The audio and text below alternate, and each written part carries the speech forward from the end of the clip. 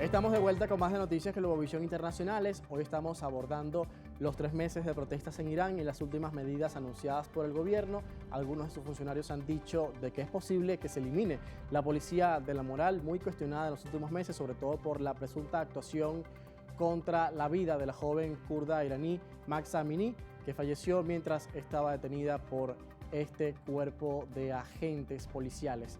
Vamos a revisar el panorama de las protestas y sobre todo las víctimas que dejan hasta el momento estas manifestaciones. Lo vemos en pantalla. Hay varias cifras que dan cuenta de la pérdida de vidas, lamentablemente, durante estos incidentes. Tenemos en primer lugar 448 personas fallecidas, según la ONG Iran Human Rights, con sede en Oslo, mientras que el gobierno iraní apenas reconoce un poco más de 200 personas fallecidas en estas protestas. Contrasta la cifra que da los guardianes de la revolución, que dicen que van más de 300 muertos. Pero lo cierto es que las autoridades de Irán han emitido 6 condenas de muerte contra manifestantes opositores que han participado directamente en estas protestas. Y ya nos vamos a referir sobre esto en particular.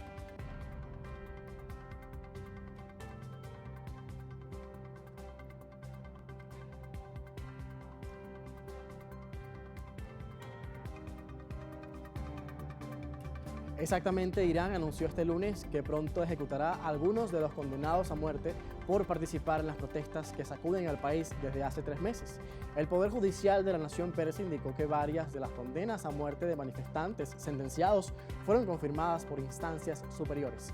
Al menos 6 personas han sido condenadas a muerte por su participación en las protestas iniciadas en septiembre tras la muerte bajo custodia policial de la joven Mahsa Amini.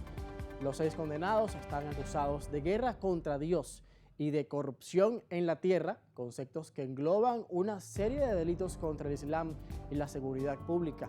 Las autoridades judiciales han acusado a más de 2.000 personas de diversos delitos por su participación en las movilizaciones, de las cuales al menos 21 podrían ser condenadas a muerte. El Poder Judicial iraní también confirmó que varios opositores al régimen han sido condenados a penas de prisión, aunque no especificó cuántos. Las autoridades iraníes también anunciaron recientemente que se encuentran revisando la ley que obliga desde hace décadas a las mujeres a llevar el velo, en un intento de aplacar la ola de protestas. El fiscal general de la Nación declaró a una agencia de noticias local que el Parlamento y el Poder Judicial se mantienen trabajando en el análisis de la ley sin dar a conocer más detalles. Respecto a las conclusiones de esta revisión, el fiscal general anunció una fecha próxima para los resultados del examen sobre el uso obligatorio del velo. Destacó que tras sostener una reunión con la Comisión de Cultura del Parlamento, tendrán los resultados en 1 o 2 semanas. El uso del velo se volvió obligatorio en Irán desde 1983, 4 años después de que la Revolución Islámica de 1979 derrocara a la monarquía del Shah. El tema del velo sigue siendo muy delicado en un país en el que los conservadores, que dominan el Parlamento y el Poder Judicial, insisten en que debe ser obligatorio.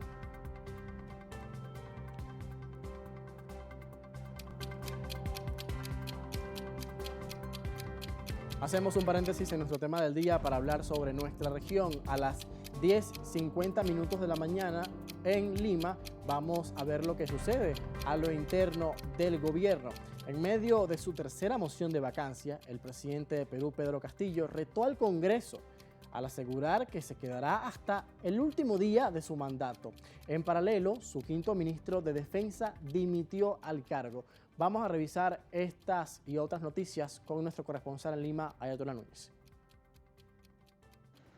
El presidente Pedro Castillo aseguró que confía en los congresistas que apuestan por la democracia, sin mencionar que muchos de ellos tienen investigaciones por presuntamente negociar votos con el gobierno a cambio de obras o sobornos.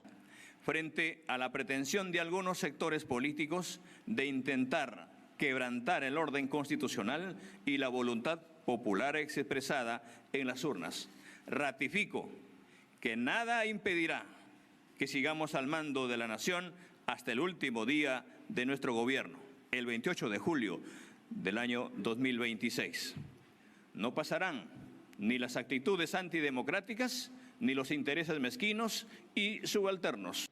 En tanto, la defensa del mandatario aún no define si el jefe de Estado acudirá al Parlamento el próximo miércoles 7 de diciembre.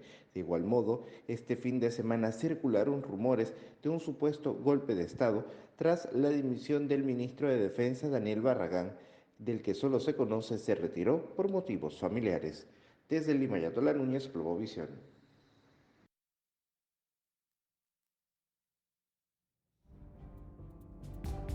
Era el reporte de nuestro corresponsal en Perú, Ayatolá Núñez, con las últimas noticias en torno al gobierno peruano, y esta semana estamos muy a la expectativa sobre la decisión en el Parlamento y el debate que se dé sobre esta nueva moción contra el presidente Pedro Castillo en un nuevo intento para sacarlo del poder. Esto lo hacen diferentes legisladores opositores en este Congreso dominado por la derecha. Amigos, hacemos una nueva pausa y a la vuelta más de nuestro tema del día, las protestas en Irán y el anuncio sobre la posible disolución de la Policía de la Moral.